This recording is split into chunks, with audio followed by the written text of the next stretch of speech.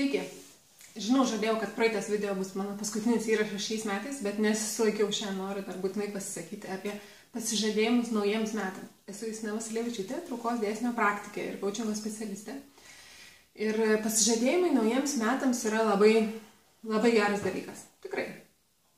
Veržiantis metams mes galvojame apie tai, ką norim savo gyvenime pakeisti, nusiteikėm, užsibrėžėm, kad tai nauja pradžia, bus sausio 1 diena, 1 metų mėnesio 1 diena ir mes keisimės.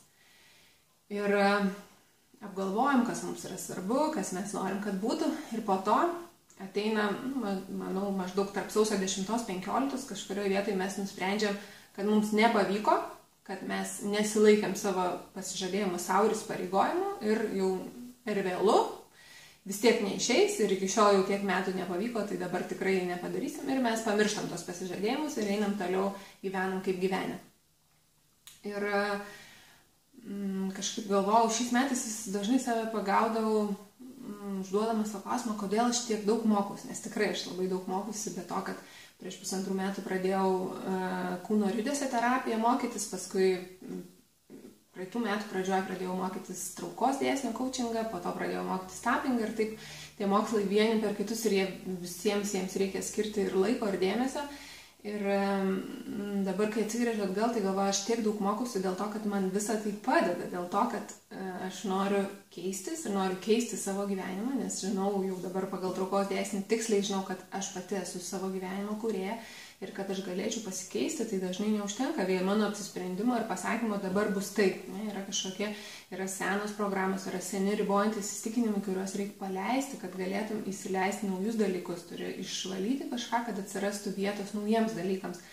Ir todėl aš noriu jūs pakviesti šiemet žengti dar vieną žingsnį toliau, ne tik pagalvoti, kaip jūs norit, kad jūsų gyvenimas atrodytų, bet ir leisti savo prisitraukti tinkamiausią mokytoją, kas jums gali padėti tą savo pasižadėjimą keistis įgyvendinti, kas jūs palaikys tam kely, nes yra didelis skirtumas tarp to, ar jūs einat vienas ir esat vienas lauke karys, ar jūs turit šalia palaikymą, kas eina šalia jūsų ir primena jums, kad jūs galite tai padaryti, ir tai yra labai daug.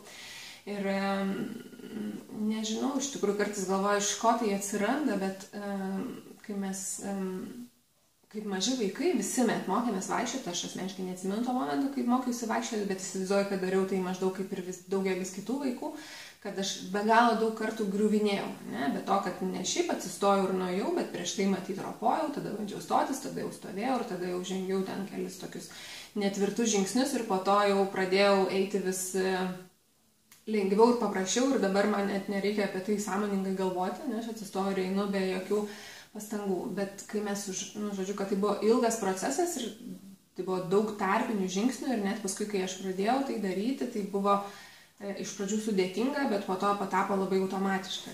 Bet mes, kai užaugam, tai mums atrodo, kad daugelį dalykų mes turim pradėti daryti va taip, sugalvojau ir yra, kai iš tikrųjų tai mums reikia dažnai tų tarpinių žingsnių, tokių, kad mes pradėtumėm eiti tą naują eigastim, kaip ta mano kairė ranka, ne? Rašysena kairė ranka, kurią aš norėčiau, kad būtų tokia pat greita ir graži ir daili ir aiški, kaip ir rašymas dešinė ranka, kurią aš rašiau paskutinius 30 metų. Bet taip tiesiog nebūna, nes tai yra naujas įprotis ir mes negalim tiesiog nusikelti į kažkokią kitą realybę, mes einam žingsnis po žingsnio.